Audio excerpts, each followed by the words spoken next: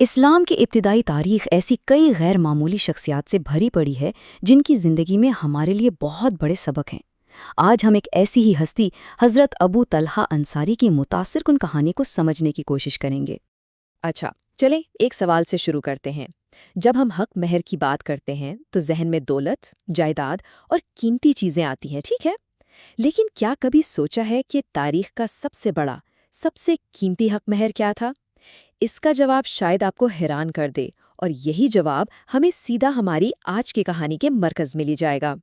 تو یہیں سے شروع ہوتا ہے حضرت ابو طلحہ کی زندگی کا پہلا باب، ان کی شادی اور ایمان لانے کا ایک غیر معمولی سفر۔ یہ ایک ایسی کہانی ہے جو دنیاوی قدروں کو ایک بالکل مختلف کسوٹی پر پرکھتی ہے۔ تو دیکھیے، صورتحال کچھ یوں تھی کہ ایک طرف تھے ابو طلحہ، دولت مند، بہادر، اعلیٰ نسب والے، یعنی مدینہ کے ایک بہت ہی موزوں اور مطلوبہ رشتہ۔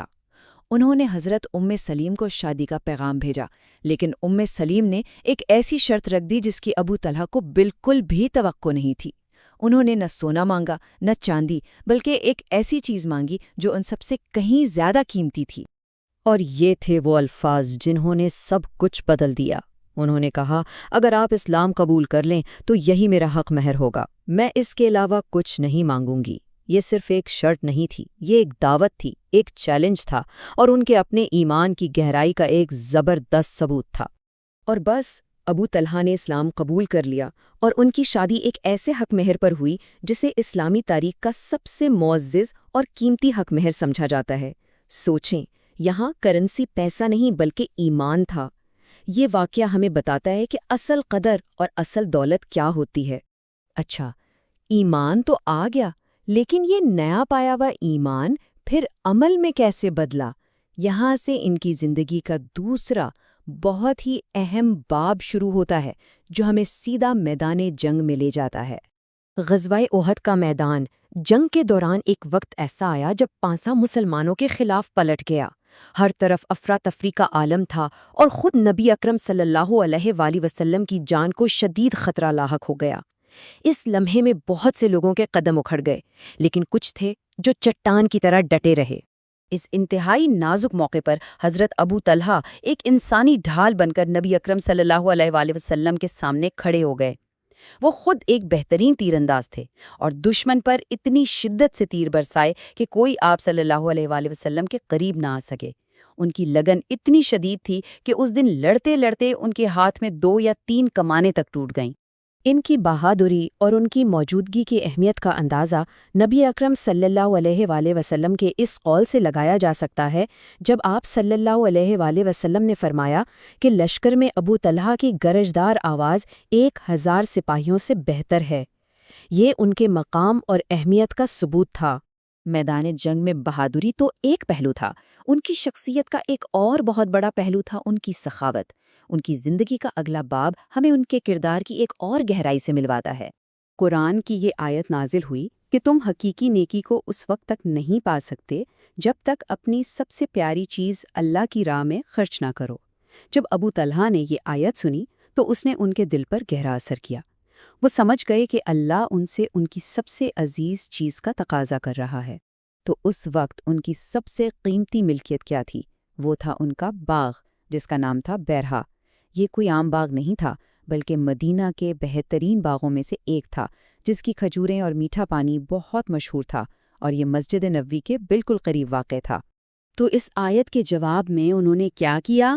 ایک لمحے کی بھی دیر کیے بغیر وہ سیدھے نبی اکرم صلی اللہ علیہ وآلہ وسلم کے پاس گئے اور اپنا سب سے پیارا باغ بیرہا اللہ کی راہ میں صدقہ کر دیا۔ یہ فوری عمل ان کے ایمان کی گہرائی کو ظاہر کرتا ہے۔ اب یہاں ایک بہت ہی خوبصورت بات ہوئی۔ نبی اکرم صلی اللہ علیہ وسلم نے ان کے جذبے کو سراہا، لیکن ساتھ ہی ایک بہترین مشورہ بھی دیا۔ آپ صلی اللہ علیہ وسلم نے فرمایا کہ اس باغ کو اپنے قریبی رشتہ داروں میں تقسیم کر دو۔ اس طرح ابو طلحہ نے نہ صرف صدقہ کیا بلکہ رشتہ داری کو نبھانے کی عظیم فضیلت بھی حاصل کی، جس سے ان کے عمل کا اثر اور بھی بڑھ گیا۔ ان کی کہانی میں ایک اور پہلو ایسا ہے جو دل کو چھو لیتا ہے، اور وہ ہے ان کا اور ان کی بیوی سلیم کا گہرا ایمان اور صبر۔ یہ ایک بہت ہی ذاتی واقعہ ہے جو ان کے کردار کی مضبوطی کو ظاہر کرتا ہے۔ تصور کیجئے، جب ابو طلحہ گھر سے باہر تھے تو ان کا چھوٹا بیٹا بیمار ہو کر انتقال کر گیا۔ جب وہ واپس آئے تو ان کی بیوی سلیم نے کمال صبر کا مظاہرہ کیا۔ انہوں نے انہیں فوراً یہ المناک خبر نہیں دی، بلکہ انہیں سکون سے کھانا کھلایا اور ان کا پورا خیال رکھا۔ اگلی صبح انہوں نے نہایت حکمت سے پوچھا، اگر کوئی آپ کے پاس امانت رکھے اور پھر اسے واپس مانگ لے تو کیا آپ کو برا منانا چاہیے؟ ابو طلحہ نے جواب دیا، بالکل نہیں۔ تب انہوں نے نرمی سے کہا کہ اللہ نے اپنی امانت واپس لے لی ہے اور ان کا بیٹا وفات پا چکا ہے۔ جب نبی اکرم صلی اللہ علیہ وآلہ وسلم نے ان کے اس غیر معمولی صبر کے بارے میں سنا تو انہوں نے ان کے لیے برکت کی دعا کی۔ اس دعا اور ان کے صبر کے صلے میں اللہ نے انہیں ایک اور بیٹا عطا کیا، اور کہا جاتا ہے کہ اس بیٹے کی نسل میں سب کے سب قرآن کے حافظ اور بڑے عالم بنے۔ سبحان اللہ! ابو طلحہ نے ایک طویل اور بھرپور زندگی گزاری۔ ان کی میراث صرف چند واقعات تک محدود نہیں ہے، بلکہ یہ ان کی پوری زندگی پر محیط ہے۔ یہاں تک کہ بڑھاپے میں بھی ان کا جذبہ کم نہیں ہوا۔ جب ان کے بیٹوں نے انہیں آرام کرنے کو کہا تو انہوں نے یہ کہتے ہوئے انکار کر دیا کہ قرآن کی پکار جوانوں اور بوڑھوں سب کے لیے ہے۔ وہ آخری دم تک دین کی خدمت میں مصروف رہے۔ وہ 70 سال کی عمر میں اس دنیا سے رخصت ہوئے، ایک ایسی زندگی گزارنے کے بعد جو مکمل طور پر ایمان، ہمت اور خدمت کے لیے وقف تھی۔ تو خلاصہ یہ ہے کہ حضرت ابو طلحہ انصاری نبی اکرم صلی اللہ علیہ وآلہ وسلم کے ایک نڈر محافظ، سخاوت اور صبر کا ایک مینار، حدیث کے ایک معتبر راوی اور ایک ایسے صحابی تھے جو نبی اکرم صلی اللہ علیہ وآلہ وسلم کے بعد 40 سال تک زندہ رہے اور دین کی خدمت کرتے رہے۔ اور یہ ہمیں ایک گہرے سوال پر چھوڑ جاتا ہے، ان کی زندگی ہمیں کیا سکھاتی ہے؟ یہ ہمیں سکھاتی ہے کہ حقیقی میراث اس بات سے نہیں بنتی کہ ہم کیا حاصل کرتے ہیں، بلکہ اس بات سے کہ ہم کیا دیتے ہیں، چاہے وہ ہمارا ایمان ہو، ہماری حفاظت ہو، ہماری دولت ہو یا ہمارا صبر۔